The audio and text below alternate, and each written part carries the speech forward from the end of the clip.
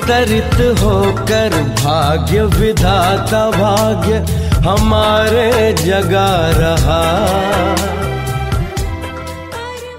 स्वागत में है रोशन, स्वागत में है रोशन आपके लिए, आँखों में सुनहरे सपनों के दिए। स्वागत में है रोशन, आप आए उल्लास आया, जैसे कोई मधुमास आया।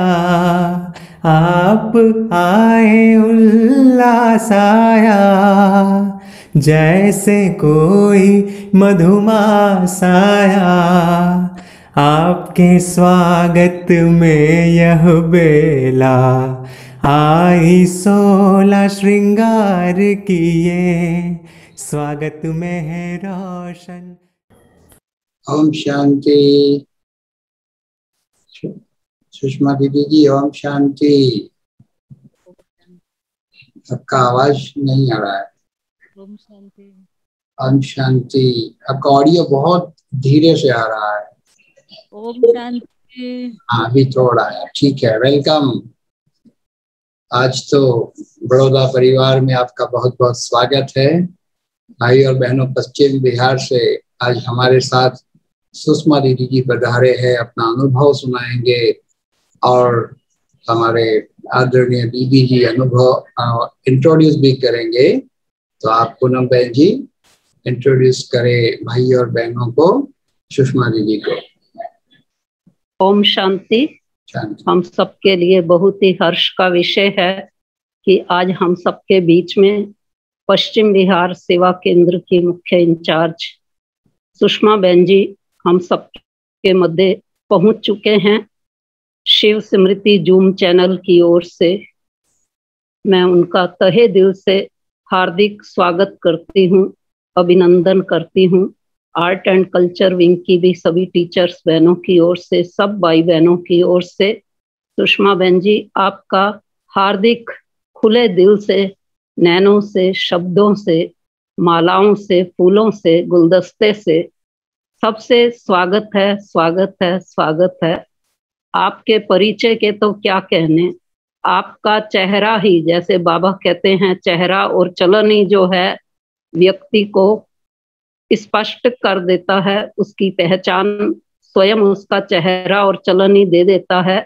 आपकी शांत सौम्य मूर्त देख करके ही ऐसे लग रहा है कि आपने राजयोग के अभ्यास से जो स्व उन्नति की कुछ ऊंचाइयां हैं उनको ऐसा छू लिया है कि आपका स्वभाव नेचुरल ही विनम्र बन चुका है। आप धैर्यवत हैं और शांति की मूर्त तो आप इस समय भी हम सबको दिखाई दे रही हैं। तो आपने ईश्वरीय सेवाओं के अंतर्गत 4 सेवा केंद्र पश्चिम बिहार की ओर से खोले, कई गीता पाठशालाओं का आप निर्देशन करती हैं। और जब आपने पढ़ाई अपनी MA पॉलिटिकल साइंस में पूरी की, उसके बाद ही आप आदरणीय शुक्ला बहन जी के सानिध्य से ईश्वरीय सेवाओं को आपने शुरू किया। और ईस्ट पटेल नगर में रहते हुए तो आपने इतनी अपनी सेल्फ प्रोग्रेस की कि भगवान ने आपको ऐसे सुंदर अनुभव कराए जिसको हम ट्रांस का पार्ट भी कहते हैं, वो भी आपका वहां पर खुला। और आपका जो शुरू से स्वभाव रहा वो बहुत गंभीर था और बहुत कम बात आप शुरू से ही करती हैं। तो इसलिए सेल्फ प्रोग्रेस में जो मेडिटेशन की गहरी अनुभूतियां होनी चाहिए उसका आपको स्वयं को भी अनुभव हुआ और उस अनुभव का लाभ आप औरों को भी देने लगे, जिससे जो है हमारे पश्चिम बिहार सेवाओं को जो है 4 चांद लग गए। आपने कई स्कूलों के अंदर वैल्यू बेस्ड एजुकेशन का कोर्स और टच दी लाइट का कोर्स भी करवाया। और इसके साथ साथ आपको ये भी मैं खुशी की बात सुनाती हूँ कि अपने आर्ट एंड कल्चर विंग का जब दिल्ली के अंदर कैंपेन निकला तो आपने बहुत ही इस विंग की सेवाओं का उत्साह दिखाया, कई प्रोग्राम आपने करवाए थे। और इसके साथ साथ महिला प्रभाग की ओर से भी जब बेटी बचाओ का अभियान जो है शिमला से मनाली तक चला, उसमें भी आपने बहुत एक्टिव पार्टिसिपेट किया। तो आपकी सेवाएं तो आज चारों ओर बहुत ही सुंदर सबको दिखाई दे रही हैं, आपकी मनोस्थिति से और आपकी सेवाओं से। आपको 2020 में इंडो यूरोपियन क्लब की ओर से शक्ति अचीवमेंट अवार्ड से भी जो है नवाजा गया। तो सभी ताली बजा करके आपकी इस उपलब्धि का जो है स्वागत करेंगे। आपने बहुत दिल से आप सबको अपनी सेवाएं देती हैं, बहुत मधुर वाणी से। और आपने ये भी बताया था कि अपने डॉक्टर जयंत बाई और चंपा बहन जी भी आपके सेवा केंद्र पर होकर के गए, तो वो तो आपके मुख से ही हम सुनेंगे। आपका पुनः पुनः तहे दिल से स्वागत करते हुए, क्योंकि आपके साथ हमारी सरिता बहन और रीमा बहन भी है। अपनी रीमा बहन आर्ट एंड कल्चर विंग की स्थायी सदस्य भी हैं और दोनों बहनें इस विंग की सेवाओं में भी बहुत सहयोग देती हैं। तो आप उनको भी बाद में हम सबसे मिलवाना। तो अभी मैं आपसे अनुरोध करती हूँ कि आप अपना अनुभव हम सबके बीच में रखें। ओम शांति। ओम शांति। थैंक यू पूनम बहन जी। और मैं देख रहा हूँ साथ साथ कुछ भाई बहनें दिल्ली से भी जुड़े हुए हैं दीदी जी का अनुभव सुनने के लिए। तो जो भी भाई बहनें इस वक्त दिल्ली से जुड़े हैं उन सभी का समझो नाम सहित इस सभा में स्वागत है, स्वागत है, स्वागत है। तो दीदी जी भले आप शुरू करें। अभी पूनम बहन ने एक बात कही कि बेटी बचाओ अभियान शिमला से जो मनाली तक चला उसमें आपका, तो उस वक्त क्या दीदी जी आप शिमला में थे? हाँ जी। डॉक्टर सविता मधुबन से आए थे, उस वक्त आप थे? डॉक्टर सविता हमारे साथ ही थे। अच्छा, तो मुझे क्यों याद नहीं आ रहा है। उस दिन मैं भी वहीं था शिमले में और मैं भी थी, सरिता बहन भी थी। अच्छा, बिल्कुल मैं वहीं था और उसका रिकॉर्डिंग वीडियो शूटिंग हम लोगों ने ही किया था और शाम को तो आ जाएगा याद। अच्छा ठीक है। जब पूनम दीदी ने बोला तो मुझे थोड़ा बुद्धि में चला कि उस वक्त तो मैं भी वहीं था। उस वक्त तो दीदी जी भी थे, बाद में शरीर उन्होंने छोड़ा, अरुणा बहन जी। चलिए ठीक है, बहुत अच्छी बात, पुरानी यादें ताजा हो जाएगी शिमला की भी। तो भले आप अपना अनुभव शुरू करें। ओम शांति। शांति। प्यारे बाबा की तरफ से आज मुझे अपना अनुभव शेयर करने के लिए बड़ौदा फैमिली से सुअवसर मिला है। सबसे पहले तो मैं उनकी बहुत आभारी हूँ जो उन्होंने मुझे सुअवसर प्रदान किया अनुभव शेयर करने के लिए। मेरा बचपन का जो समय था, बाल्यकाल, वो मेरे जीवन का बाल्यकाल सोनीपत में बीता। हरियाणा में सोनीपत का नाम सुना होगा आपने, तो सोनीपत में ही बीता। तो स्कूल कॉलेज की पढ़ाई भी सोनीपत में ही की मैंने। मेरी लौकिक माता जी बहुत ही धार्मिक प्रवृत्ति की थे। तो लौकिक माता जी ने ही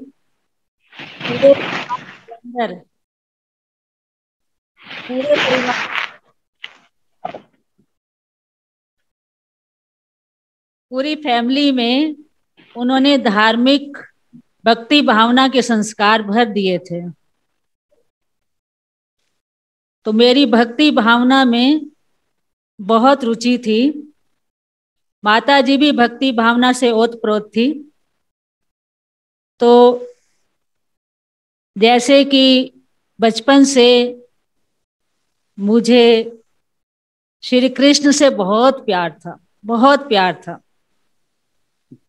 मैं श्री कृष्ण की भक्ति करती थी और मन में सोचती थी कि शायद मैं ही तो मीरा नहीं हूं जिसका गायन करते हैं, मेरा तो एक गिरधर गोपाल दूसरा कोई नहीं। तो मेरी भक्ति भावना श्री कृष्ण को समर्पित थी। मन ही मन ये बातें करती थी कि मैं श्री कृष्ण की गोपी ही क्यों ना बन जाऊं। गोपी बन करके श्री कृष्ण के साथ साथ खेलूं क्यों नहीं। श्री कृष्ण के साथ साथ खाऊं भी, रास भी रचाऊं, श्री कृष्ण की बांसुरी सुनूं, मुरली की तान सुनूं। तो ऐसे मन ही मन मैं श्री कृष्ण का ध्यान लगाया करती थी, श्री कृष्ण से बातें करती थी, मुझे बहुत ही अच्छा लगता था। तो श्री कृष्ण से प्यार होने के कारण मुझे गीता से भी बहुत प्यार था। तो उस समय छोटी आयु थी, मैं समझती हूँ 12 वर्ष की आयु से जो है मैंने गीता का अध्ययन करना शुरू किया था। गीता एक नियम प्रमाण पढ़ लेती थी, लेकिन अल्प बुद्धि होने के कारण उतनी बातें तो समझ में नहीं आती थी, लेकिन पढ़ती जरूर थी। वो मेरी स्कूल का पीरियड था, जब मैं स्कूल में पढ़ती थी तब मुझे गीता से बहुत प्यार था। बाद में तो मुझे समझ में आ गया बाबा की मुरली के अनुसार कि बाबा हमेशा कहा करते हैं कि भक्ति का फल जो है भगवान की प्राप्ति होती है, और भगवान की प्राप्ति होती है तो भगवान ज्ञान का सागर है तो ज्ञान देता है, और ज्ञान से ही फिर सद्गति होती है। तो ठीक उसी तरह से मेरा कुछ जीवन रहा है। जब मेरी ग्रेजुएशन पूरी हो गई, लेकिन ग्रेजुएशन से पहले ही जो है मैं शुक्ला दीदी के संपर्क में आई।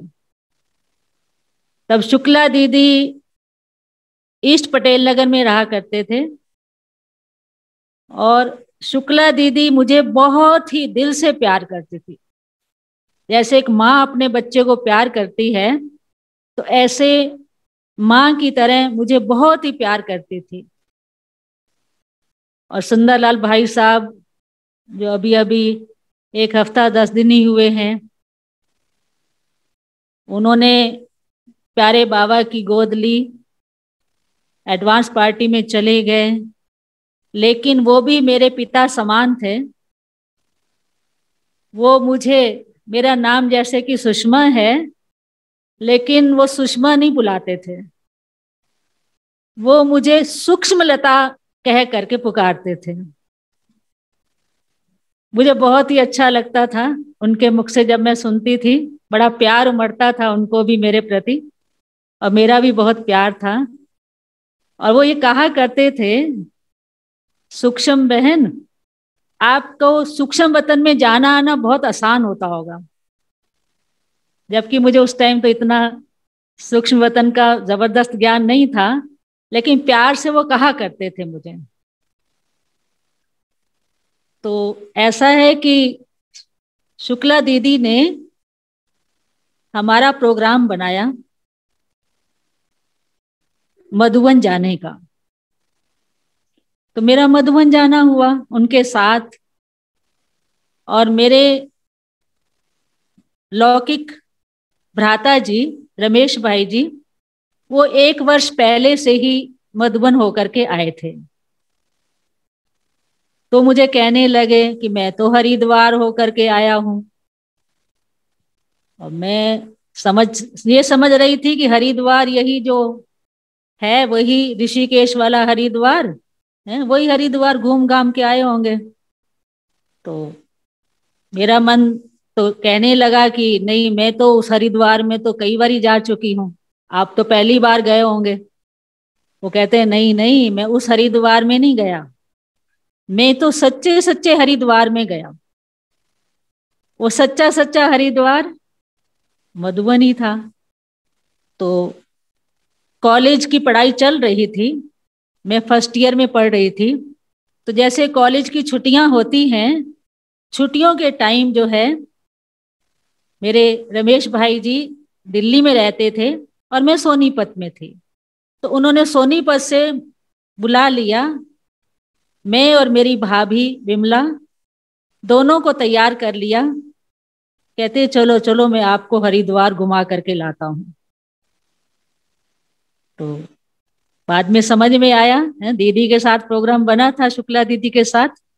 तो शुक्ला दीदी वो मधुबन वाला हरिद्वार मुझे लेकर के गए हम दोनों को। तो अरावली पर्वत की पहाड़ियों के बीच देखते देखते बहुत सुंदर दृश्य थे और फर्स्ट टाइम जाना हुआ था। मुझे हम दोनों को बहुत ही अच्छा लग रहा था।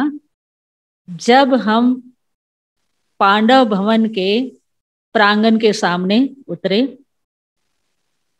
मैं सचमुच बताती हूँ कि वो दिन मुझे आज भी याद है। पांडव भवन के प्रांगण में उतरते ही मुझे ऐसा महसूस होने लगा कि मैं एक कोई नई दुनिया में पहुंच गई हूं, एक फरिश्तों के संसार में पहुंच गई हूं, जो एक अलौकिक संसार है, फरिश्तों का संसार, जहां हर चेहरे पर मुस्कान नजर आ रही थी, हर चेहरे पर उमंग उत्साह नजर आ रहा था, खुशियां नजर आ रही थी, वो प्यार की सुगंध आ रही थी कि रूहानी प्यार क्या होता है, पवित्र प्यार, उसकी सुगंध आ रही थी। और मेरे पांव जो है धरती पर नहीं थे। मैं ऐसे महसूस कर रही थी, मैं तो जैसे कि हवा में उड़ रही हूं। तो ऐसे उड़ते उड़ते मधुवन का प्रांगण बहुत ही आकर्षित, वातावरण बहुत पावरफुल, वाइब्रेशन बहुत पावरफुल, जैसे कि बहुत आकर्षित कर रहे थे। और थोड़े समय के बाद हमें दादियों से मिलवाया गया, दादी प्रकाश मणि जी, बड़े दादी जी, और उस समय दीदी मनमोहिनी भी हुआ करते थे। दीदी मनमोहिनी और दादी जी से हम मिले तो उन्होंने मुझे इतना प्यार से गले लगाया, इतना गले लगाया कि मैं ऐसे सुध-बुध भूल गई।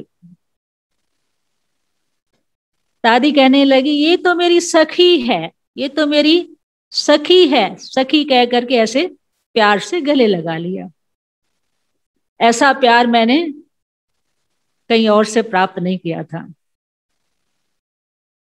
ठीक है, माता जी ने प्यार दिया हमें, लौकिक माता जी ने, लेकिन वो प्यार कुछ अलग ही था। तो दीदी ने कहा, यहाँ आज से आपका योग शिविर स्टार्ट होगा, तो 3 दिन का योग शिविर चलेगा। तो वो तो उस समय योग शिविर मैं समझती हूँ 1973 की बात है, स्टार्ट ही हुए थे, थोड़ा टाइम हुआ था। उस समय दादियां स्वयं ही बड़े प्यार से योग शिविर कराते थे। इतना प्यार से वो 3 दिन का योग शिविर कराया, जिसमें मुझे आत्मा का ज्ञान मिला, आत्मा का गहराई पता लगी, स्पष्टीकरण हुआ कि आत्मा है क्या चीज। पहले दिन हमें बताया गया कि आत्मा का स्वरूप जो है, जो मूल स्वरूप है, वो सतोगुणी स्वरूप है। तो सतोगुणी स्वरूप का मुझे समझ में आया, स्पष्टीकरण हुआ। जबकि मैं पहले गीता पढ़ती थी तो मुझे वो स्वरूप समझ में नहीं आया था, सतोगुण क्या होता है। सतो रजो तमो ऐसे आता था, लेकिन वो सतोगुण रजोगुण तमोगुण इतना समझ में नहीं आता था। तो दादियों के मुखारबिंद से जब मैंने ये पहला लेसन किया कि आत्मा स्वयं अपने आप में सतोगुणी स्वरूप है, शांति, प्रेम, पवित्रता, सुख, आनंद, शक्तियां है, ये सब जो है सतोगुणी स्वरूप है। आत्मा एक चैतन्य शक्ति है, एक छोटा सा सितारा है, अति सूक्ष्म एक एनर्जी है, त्रिकुटी के बीच में छोटी सी एनर्जी है, पॉइंट ऑफ लाइट है, ज्योति है, प्रकाश है। हमने समझने की कोशिश की, मैं और मेरी भाभी दोनों ही थे। तो हमने योग शिविर में समझा कि आत्मा की गहराई क्या है, स्पष्टीकरण हो गया। मन बुद्धि संस्कार क्या है, ये समझ में आया। तो उसको करने के बाद जो है मेरा मन जो है एकदम मन का शुद्धिकरण होने लग गया। मन से कोई भी negative thoughts, waste thoughts, unnecessary thoughts नहीं आए। मन शुभ भावनाओं से ऐसे ओतप्रोत हो गया कि मन जैसे कि सुमन बन गया, मन वश में होने लग गया। और बुद्धि की एकाग्रता की शक्ति बढ़ने लगी। जैसे जैसे बुद्धि की एकाग्रता की शक्ति बढ़ी तो मेरे अंदर रूलिंग पावर और कंट्रोलिंग पावर आती चली गई। मन भी वश हो गया, बुद्धि एकाग्र होने लग गई और मेरा कॉन्फिडेंस लेवल जो है बहुत अच्छा होने लग गया, जबकि उससे पहले मेरा कॉन्फिडेंस लेवल इतना नहीं था। जैसे बताया, मैं बहुत शाई नेचर की थी, मैं किसी से बात भी नहीं करती थी और बहुत साइलेंस में रहती थी।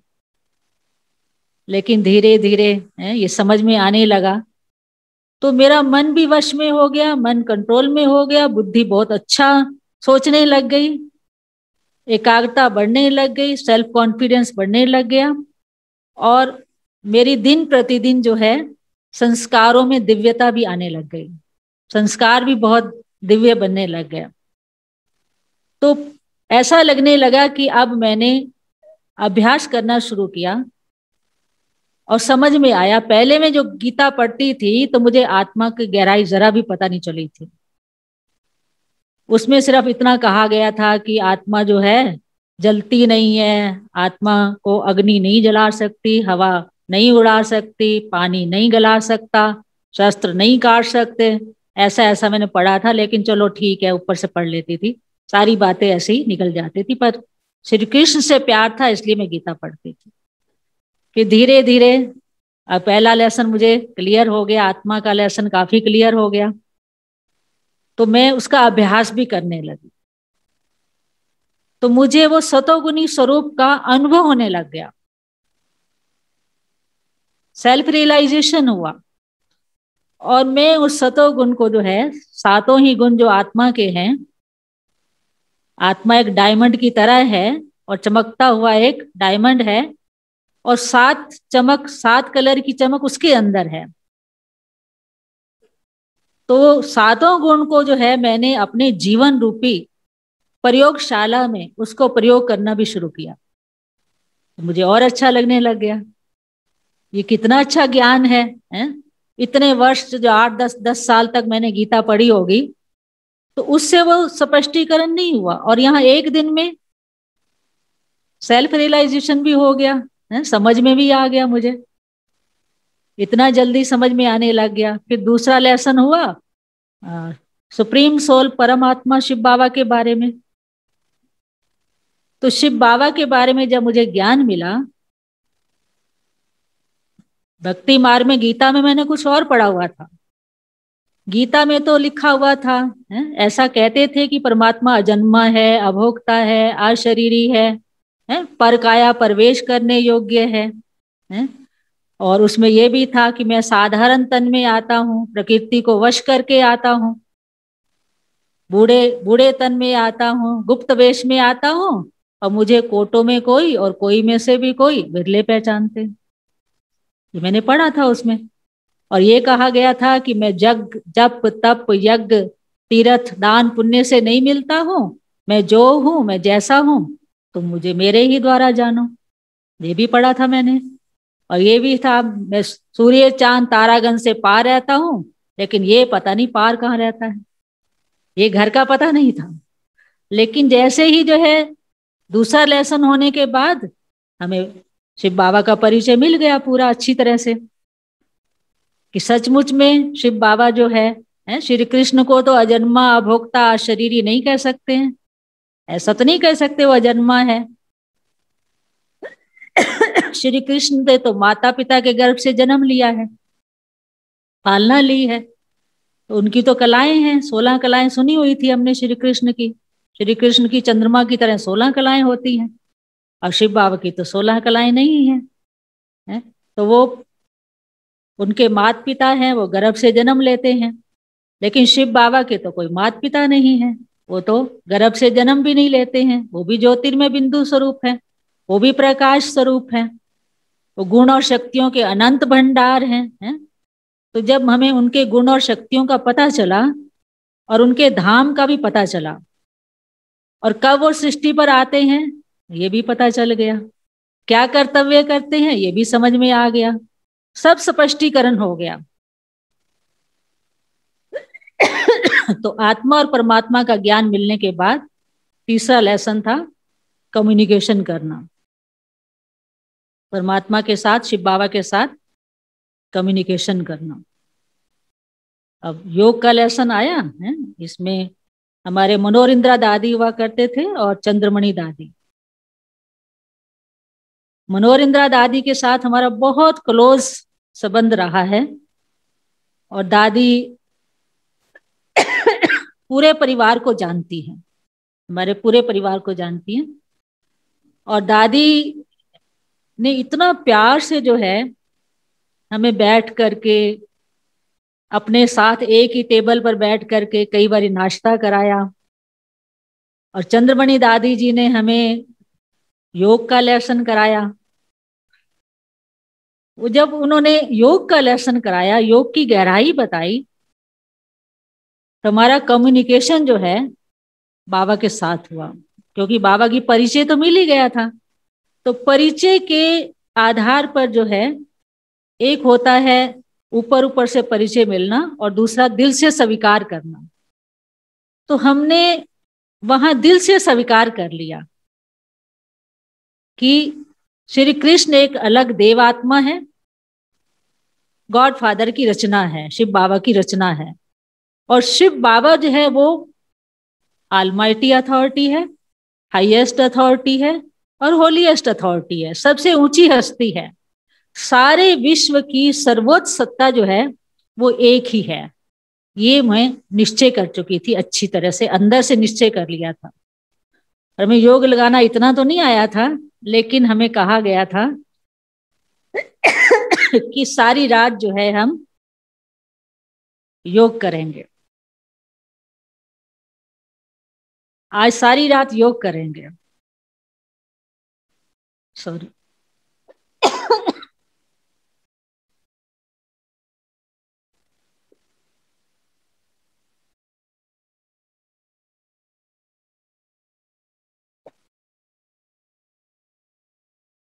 तो हमने पूरी रात जो है योग किया और सवेरे नेक्स्ट डे जो है चंद्रमणि दादी जी ने हमारे से पूछा, किसी को योग का गहरा अनुभव हुआ हो तो सुना सकता है। सचमुच में वो साइलेंस का अनुभव था। दिल से जो है हमने वो साइलेंस का अनुभव किया, जब मन एकदम एकाग्र हो गया। और जब दादी सामने आए तो हमें ऐसे लगा कि जैसे कोई बहुत दूर से फोकस लाइट होती है ना, लाइट, ऐसे अपनी लाइट और माइट की शक्तियां दादी बिखेर रही है हमारे ऊपर। स्पेशल मुझे महसूस हुआ कि मेरे ऊपर जो है वो स्पेशल वो लाइट माइट की शक्तियां पड़ रही हैं। तो मुझे तो उस दिन से लेकर के, क्योंकि दादियों का जीवन जो था ये बहुत ही प्रेरणादायी जीवन लगा मुझे, कि ये तो त्याग, तपस्या, सेवा, यज्ञ की आधार मूर्त ऐसी हस्तियां हैं जिन्होंने अपना सर्वस्व जो है अपने शिव बाबा के ऊपर न्यौछावर कर दिया है। तो उनका जीवन मुझे इतना प्रेरणादायी लगा कि मैंने मन ही मन में उसी समय निश्चित कर लिया था कि मैं भी इसी तरह अपने जीवन को बनाऊंगी और शिव बाबा के ऊपर समर्पित करूंगी। ये दृढ़ निश्चय कर लिया था मैंने। और मुझे वो रूहानी नशा भी चढ़ गया जब मैं समर्पित जीवन में आई। ये रूहानी नशा मुझे आज भी रहता है कि मैं शिव बाबा की डायरेक्ट रचना हूँ, डायरेक्ट रचना हूँ। मुझे डायरेक्ट ज्ञान मिला है, मुझे शिव बाबा ने दादियों के द्वारा डायरेक्ट ज्ञान दिया है। तो ऐसा सुंदर अनुभव जो एक स्थायी छाप छोड़ गया। अब आपको पता है कि जब वापस लौटे, वापस आने को मन तो नहीं कर रहा था, लेकिन हमारी लौकिक माता जी को ये पता ही नहीं था कि हम वहां गए हुए हैं, मधुबन में गए हुए हैं। कुछ समय बाद तो उनको पता चल ही गया। जब उनको पता चला कि इनकी लगन तो इस तरफ ब्रह्मा कुमारी की तरफ हो गई है, तो मैं रोज मुरली पढ़ती थी, बाबा का ध्यान लगाती थी। और मेरे बड़े भाई साहब भगवान भाई जी, उस समय वो भी ज्ञान में नहीं चले थे, उनको ज्ञान का कुछ भी पता नहीं था, ना लौकिक माता जी को पता था। अब ये दोनों जो है, ग्रेजुएशन मेरी पूरी हो चुकी थी, तो पूरे परिवार वाले बाकी जो ज्ञान में नहीं चल रहे थे वो मेरे को फोर्स करने लगे कि आपको जो है चाहे कुछ भी हो जाए हम छोड़ेंगे नहीं, आपकी मैरिज जरूर होगी। अब मैं क्या करूं, मैं इतनी एम्पावर तो नहीं थी, पर फिर भी जो है मैं मुरलियां छिपा ली जाती थी। भाई साहब हमारे मुरली छिपा देते थे। कभी कभी तो वो जब मैं ध्यान लगाने वाली लाइट जो होती थी ना, वो लाइट भी उतार करके एक तरफ कर देते थे, छिपा देते थे।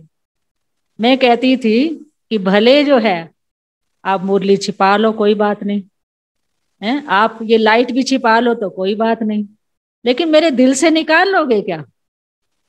जो मेरे दिल में भगवान बस चुका है, स्वयं बाबा बस चुका है, मेरे दिल से आप निकाल सकते हो क्या? कभी नहीं निकाल सकते हो। तो मैंने तो उस मैरिज के प्रस्ताव को ठुकरा दिया, लेकिन वो समझने लगे कि ये हमारा सामाजिक उत्तरदायित्व है, तो हमें इसको पूरा करना ही करना है। तो क्या हुआ,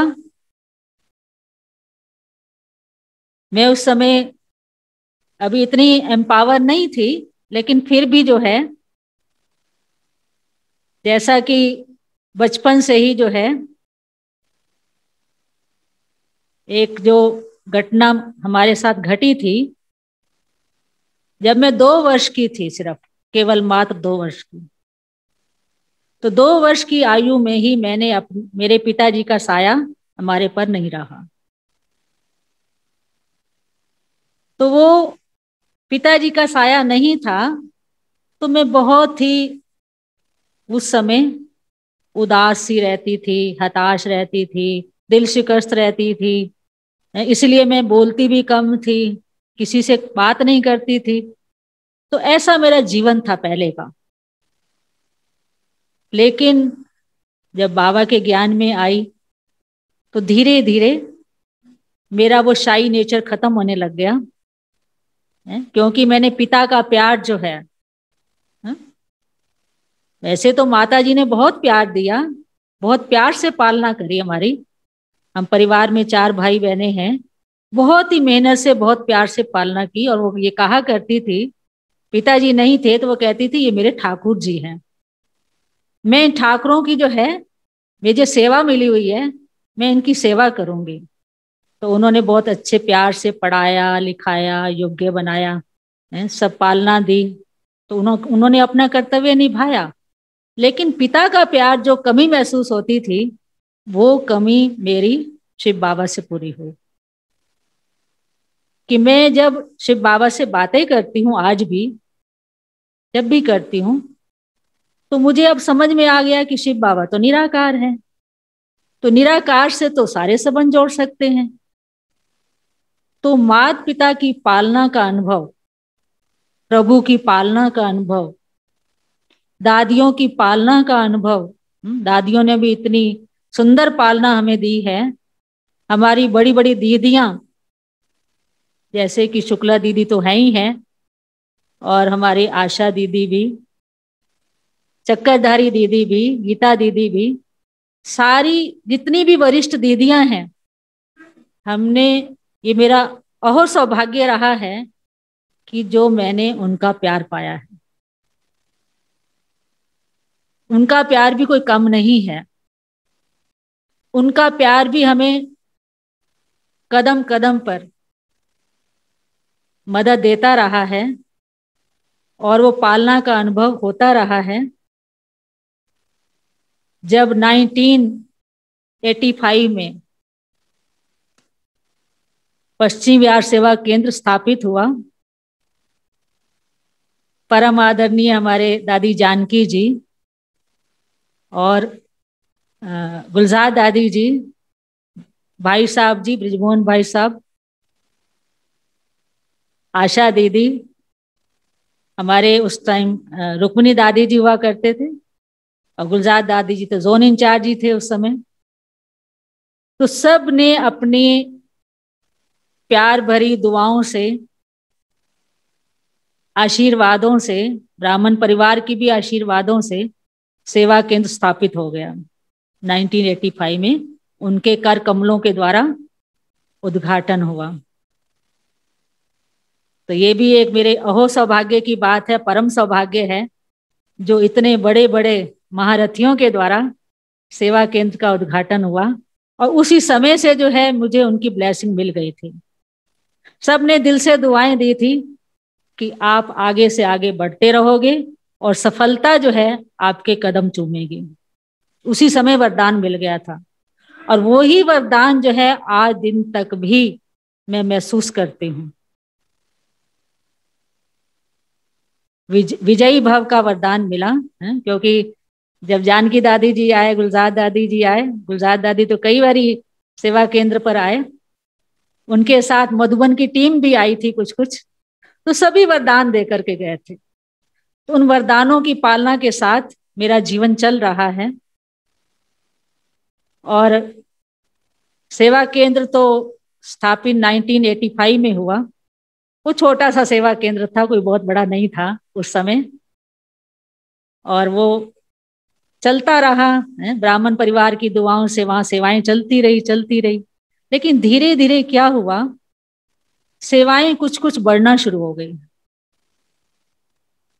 समय बीतता गया, सेवाएं भी बढ़ती गई। अब वो स्थान तो बहुत छोटा पड़ गया।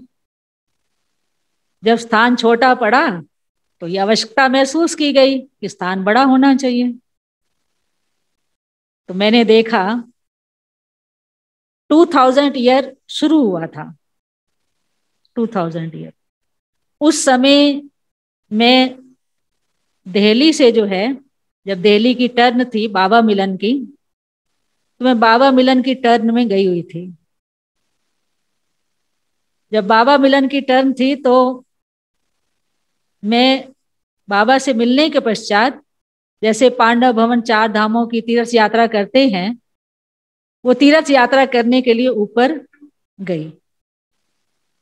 शांति स्तंभ पर बाबा से मिली, पहले बाबा से रू रिहान की।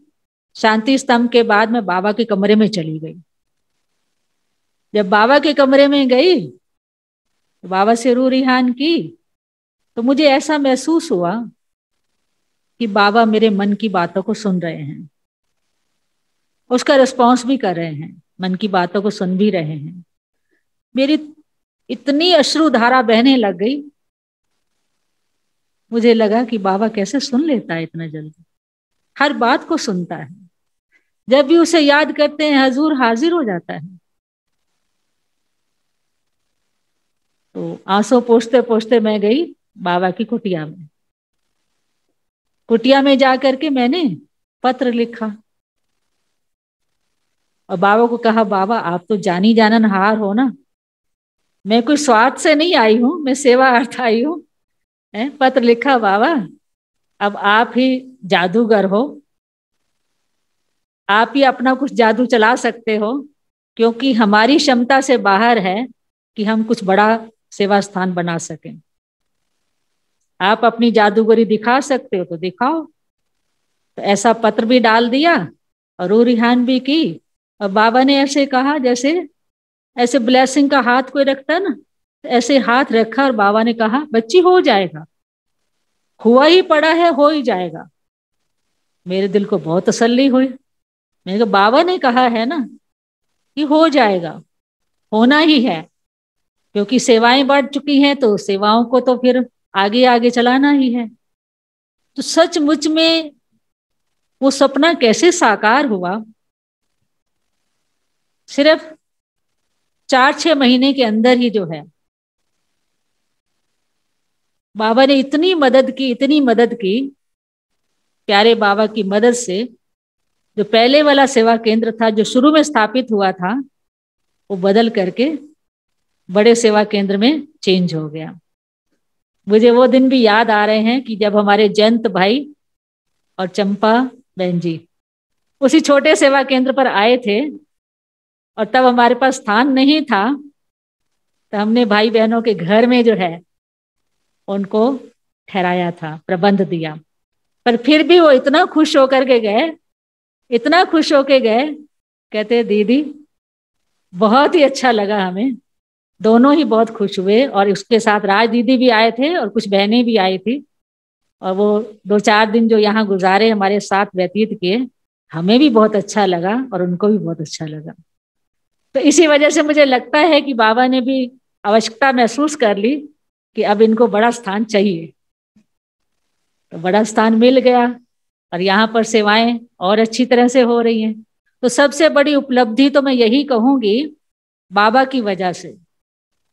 अगर बाबा मदद ना करे तो कुछ भी हमारे हाथ में नहीं है। तो बाबा बैकबोन बन जाता है और हर कार्य करण करावन हार बन करके कैसे जो है सेवा को आगे बढ़ाता है। सिर्फ आगे नहीं बढ़ा रहा, हर क्षेत्र में जो है जब भी किसी प्रकार की भी सेवा हुई है तो एक कदम सिर्फ हमारा आगे बढ़ने वाला होता है, बाकी 1000 कदम जो है बाबा खुद आकर के पीछे से आकर के मदद कर देता है। ऐसा एहसास मुझे सदा ही होता रहता है और सफलता भी हर कदम पर मिलती रहती है। जैसा कि बताया कि हमारी सेवा केंद्र पर जो है सेवा केंद्र तो स्थापित हुआ, सफलता कोई एक के हाथ में नहीं होती है। बाबा ने सेवा केंद्र पर इतनी सुंदर सेवा साथी बहनें दी हैं, वो सेवा साथी बहनें भी जो हैं एक से एक बढ़ करके हैं। बाबा ने उनके अंदर इतनी विशेषताएं भरी हुई हैं और वो अपनी विशेषता को प्यारे बाबा की सेवा में लगाती हैं। बाबा बाबा करते करते वो भी आगे बढ़ती जा रही हैं। जैसे कि बड़े बड़े फंक्शन होते हैं, बड़े बड़े प्रोग्राम होते हैं, पब्लिक फंक्शन होते हैं, तो हमारी बहनें मिलजुल करके ऐसे मैनेज कर लेती हैं जो पता ही नहीं चलता है। तो ये भी एक सौभाग्य की बात है। तो सभी सेवा साथी बहनें मिलजुल करके सभी कुछ कर रही हैं। और जैसा कि अभी बताया भी है कि आगे पहले तो एक ही सेवा केंद्र था, फिर और भी ब्रांचेस खुलती चली गई, तो आगे आगे ब्रांचेस भी खुली, क्लासेस भी हुई। अभी वर्तमान समय जो है 10-12 स्थानों पर गीता पाठशालाएं भी हैं और क्लासेस भी चलती हैं। तो ये प्यारे बाबा की मदद नहीं है तो क्या है, वो कैसे सेवाएं आगे आगे बढ़ाता जा रहा है। परिवार का भी साथ है, ब्राह्मण परिवार की भी दुआएं हमारे साथ हैं और बहनों की दुआएं भी मेरे साथ हैं, सबकी दुआएं हैं। मैं तो ऐसा ही समझती हूँ कि मैं दुआओं से ही चल रही हूँ। तो अभी तो ऑनलाइन सेवाएं भी चल रही हैं, सेवा तो चल ही रही है, सेवा की रूपरेखा भी बदल गई है, लेकिन सेवाएं फिर भी चल रही हैं। बड़े प्यार से सेवाएं चल रही हैं। और प्यारे बाबा ने जैसे बताया कि टच द लाइट जो है कार्यक्रम भी कई स्कूलों में चलता रहा, 5 वर्षों से भी ज्यादा ये टच द लाइट कार्यक्रम चला एजुकेशन विंग का। और वो वैल्यू एजुकेशन की शिक्षा से भी जो है बहुत अच्छी तरह से बच्चों की, स्कूल के स्टूडेंट्स की सेवाएं हुई और टीचर्स के भी कुछ कुछ सेमिनार रखे गए। सेमिनार तो बहुत होते रहे समय प्रति समय, यात्राएं भी निकाली, सेमिनार भी हुए। हमारे नज़दीक एक सेंट मार्क्स पब्लिक स्कूल है, वहाँ पर भी जो है एक इंटरफेथ सेमिनार हुआ था। तो उस इंटरफेथ सेमिनार में जो है मुझे निमंत्रण भी मिला और काफ़ी धर्म नेताएं आए थे उसमें, तो उसमें भी प्रवचन करने का मौका मिला, बाबा का परिचय दिया। ये प्यारे बाबा की कमाल है जो बाबा इतनी सेवाएं करवा रहा है, और ये भी बाबा की कमाल है जो अभी लास्ट में ही 2020 में, नवंबर 2020 में एक Indo European chamber of small and medium enterprises है, उन्होंने मुझे नेशनल वुमेन एक्सीलेंस अवार्ड दिया, जिसको शक्ति अवार्ड के नाम से जाना जाता है। तो ऐसे कई जगह बाबा की वजह से सम्मानित भी किया गया, और बहुत सारी सेवाएं चलती रहती हैं। अभी तो कोरोना काल चल रहा है, उससे पहले भी ब्रह्मा कुमारीज जो है शांति के लिए बड़ी फेमस हैं, कि अगर शांति मिल सकती है तो ब्रह्मा कुमारीज के पास ही मिल सकती है, ऐसा लोग समझते हैं। तो शांति सभाओं में भी जाने के बड़े अवसर हुए, तो वहाँ कई शांति सभाओं में जाकर के सेवाएं हुई, और आज मैं प्यारे बाबा का दिल से बहुत बहुत धन्यवाद करती हूँ, शुक्रिया करती हूँ। कोटि कोटि बार धन्यवाद है जो बाबा कदम कदम पर मेरी मदद करता है, हर कदम पर मदद कर रहा है और करता रहेगा। और सफलता तो तभी मिल रही है, बाबा बैठा है। बाबा हमेशा कहता है कि बस तुम मेरा ध्यान लगाओ, मैं तुम्हारा ध्यान जरूर रखूंगा। और दूसरी बात, आजकल जैसा समय चल रहा है, संगठित रूप से नुमा शाम का भी योग होता है। अमृत वेला तो करते ही हैं, लेकिन नुमा शाम का योग भी संगठित रूप से करते हैं, जिससे हम अपने आप को भी सशक्त महसूस करते हैं। और मैं हमेशा ये समझती हूँ, ये संगठित योग जो है, नुमा शाम का योग, सारे विश्व की आत्माओं के लिए समर्पित है, क्योंकि विश्व पिता हमारा एक है और परिवार भी हमारा एक है। तो सारे विश्व की आत्माएं हमारी फैमिली हैं, तो विश्व के प्रति शुभ भावनाएं, शुभकामनाएं हमेशा निकलती हैं कि सारा विश्व जो है मेरा परिवार है, और परिवार सदा स्वस्थ रहे, हर आत्मा स्वस्थ रहे, हर आत्मा सुखी रहे, हर आत्मा खुशहाल रहे, हर आत्मा संपन्न रहे। तो बाबा ने जो जीवन जीने की कला सिखाई है हम बच्चों को, ऐसे जीवन जीने की कला हमें भी सिखाई है और हम दूसरों को सिखाते भी रहते हैं। और ये सब सेवाएं जो हैं बाबा करन करावन हार करके करवाता जा रहा है। हम तो निमित्त बन करके सिर्फ अपनी हाथ बढ़ाते हैं, बाकी करने वाला तो वही एक बाबा ही है। तो मैं, समय भी हो चुका है लगभग, तो मैं अपनी वाणी को यहीं पर विराम करती हूँ। अनुभव तो 37 ईयर का है, लेकिन वही है कि अभी गागर में समेटना पड़ता है। तो ये छोटा सा अनुभव मैंने आपके साथ शेयर किया। ओम शांति। ओम शांति। ओम शांति। ओम शांति। आपको बहुत दिन के बाद मिलकर बहुत बहुत बहुत खुशी हो रही है। मैं तो दूसरे काम में बिजी था। हिमानी बेन ने बताया कि सुषमा बेन आए, तो जब से सब तैयार करके आ गया। इनके ब्रदर है रमेश भाई, वो बाबा के बहुत पुराने लाडले बच्चे हैं। तो ये रमेश भाई कहाँ है? रमेश भाई भी को बुलाना है। अच्छा, बुलाते रमेश आएंगे ना रमेश भाई? मिले तब तक। हाँ। जयंत भाई साहब और सभी बड़ौदा निवासियों को दिल्ली राजधानी में फिर से निमंत्रण है, आप सभी आइए, क्योंकि अभी तो राजधानी में तो आना ही है सबको, और सतयुगी दुनिया भी अब समीप आ रही है। तो अभी जैसे आप आज से 20-22 वर्ष पहले आए थे, अब आपको फिर से यहाँ अवश्य आना।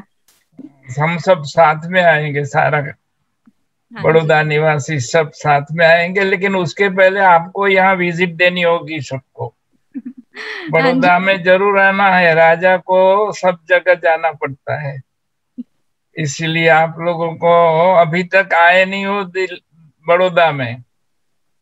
रमेश भाई को भी बहुत दफा निमंत्रण देता रहता हूँ, लेकिन अभी तक इवेंट नहीं हुआ है जहां तक मैं जानता हूँ। छिप के आ गए हो तो बात अलग है, बाकी आए नहीं है अभी। बड़ौदा में बड़ा सिटी, सुंदर सिटी है, और हमारे सब भाई बहन हाथ खड़ा करके फिर से निमंत्रण दो सबको, सब।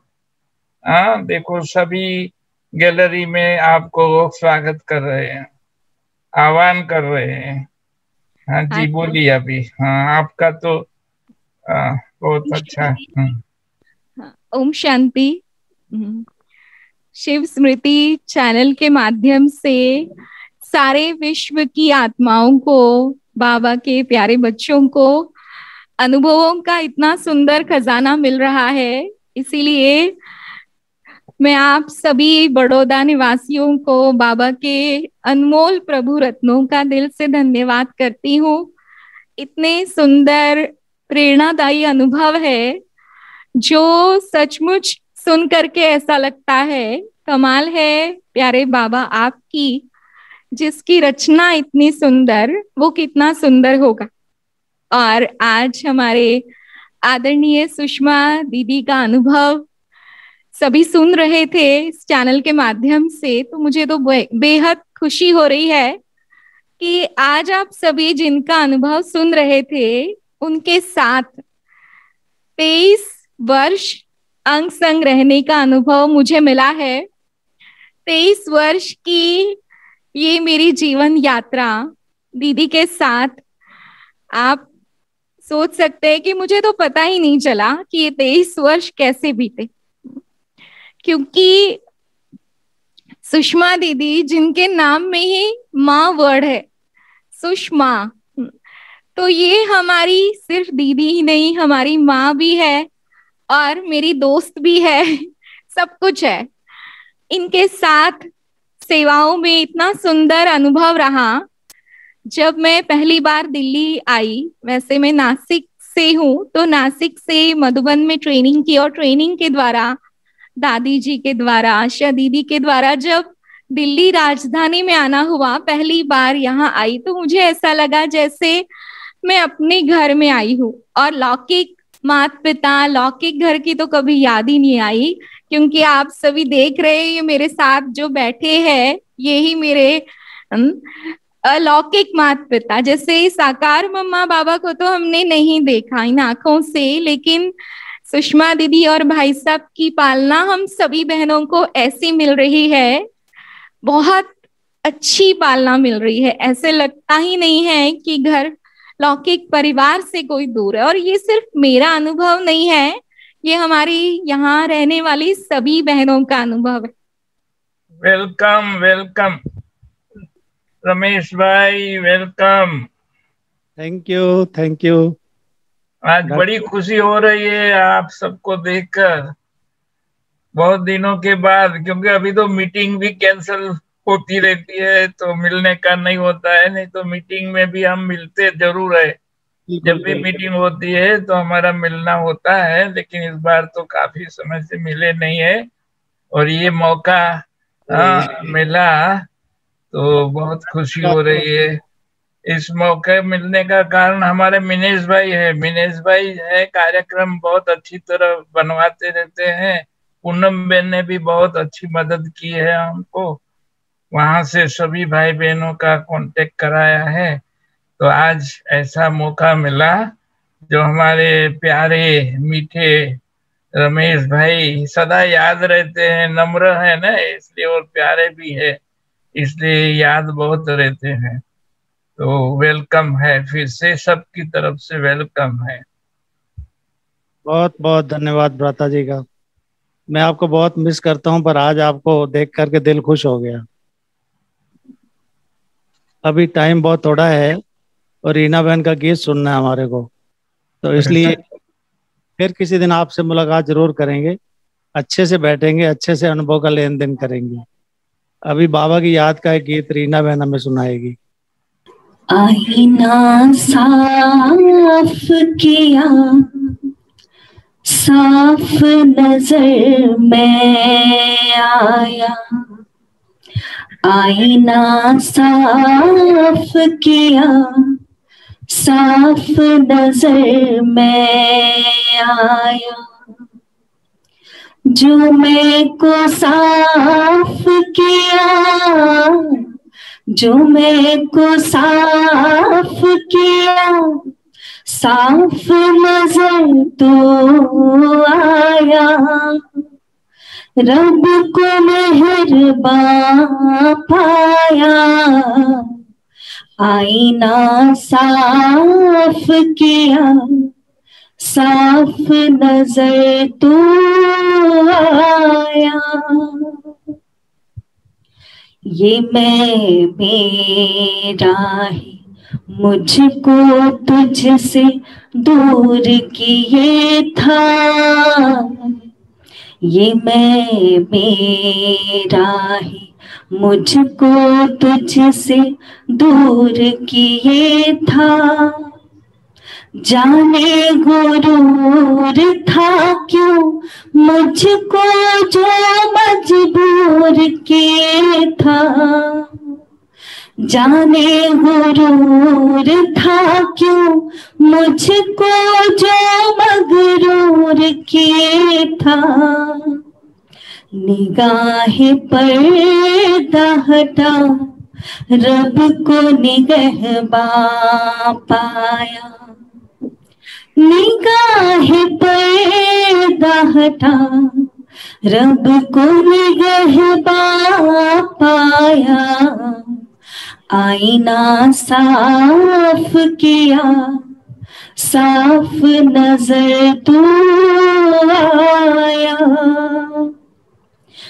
ये तेरी यादें ही रूबरू मिलाती है, ये तेरी यादें ही रूबरू मिलाती है, देखो तुझे तो बड़ा रूह सुकून पाती है, देखो तुझे तो बड़ा रूह सुकून पाती है, कभी न मैं तन्हा रब को रहनुमा पाया, कभी न मैं तन्हा रब को रहनुमा पाया, आईना साफ किया, साफ नजर तो आया, जो मैं को साफ किया, जो मैं को साफ किया, साफ नजर तो आया, रब को मेहरबान पाया, आईना साफ किया, साफ नजर तो आया, आईना साफ किया, साफ नजर तो आया, रब को मेहरबान पाया, रब को रहनुमा पाया, रब को निगहबान पाया। ओम शांति। बहुत सब थैंक यू सभी को। बहुत अच्छा, बहुत अच्छा।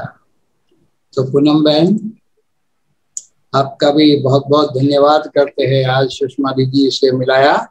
और पूनम बहन मेरे पास सजेशन भी आया है कि क्यों नहीं रमेश भाई साहब का अनुभव रखा जाए, तो बिल्कुल तैयार है अगर भाई साहब अनुमति दे। डॉक्टर साहब क्या विचार है? रमेश भाई साहब का भी तो अनुभव सुनना चाहिए ना। हाँ, बहुत अच्छा अनुभव है, सुनना ही चाहिए। जी जी। तो जल्दी ही आपको निश्चित करके बताएंगे इनका भी, क्योंकि इनके साथ साथ औरों की भी कईयों की रिक्वेस्ट आई हुई है, तो सबका एक साथ जो है करेंगे। जी जी। हाँ जी, बहुत अच्छी बात। तो बहुत ही सुंदर दिल की आवाज का गीत और दिल की आवाज का अनुभव दोनों का कॉम्बिनेशन था, तो इसलिए रमेश भाई ने कहा कि मेरे को तो अलग से ही सुनाना पड़ेगा। पहले बहनों को, जो बाबा ने हमेशा ही मातृ शक्ति को आगे रखा, बहनों को रखा, तो इसलिए रमेश भाई जी ने भी कहा कि पहले बहनें सुनाएं, लेकिन हम आदरणीय रमेश भ्राता जी का अनुभव भी जरूर रखेंगे भी और सब सुनेंगे भी।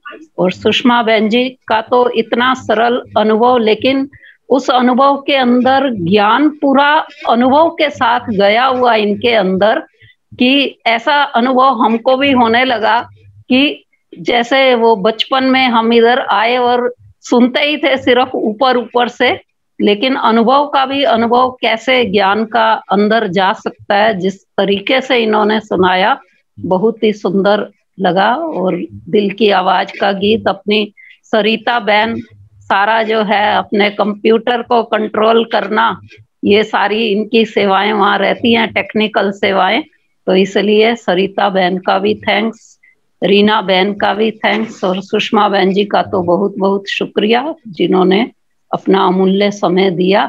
रमेश भाई जी से हम अवश्य सुनेंगे। ओम शांति। ओम शांति।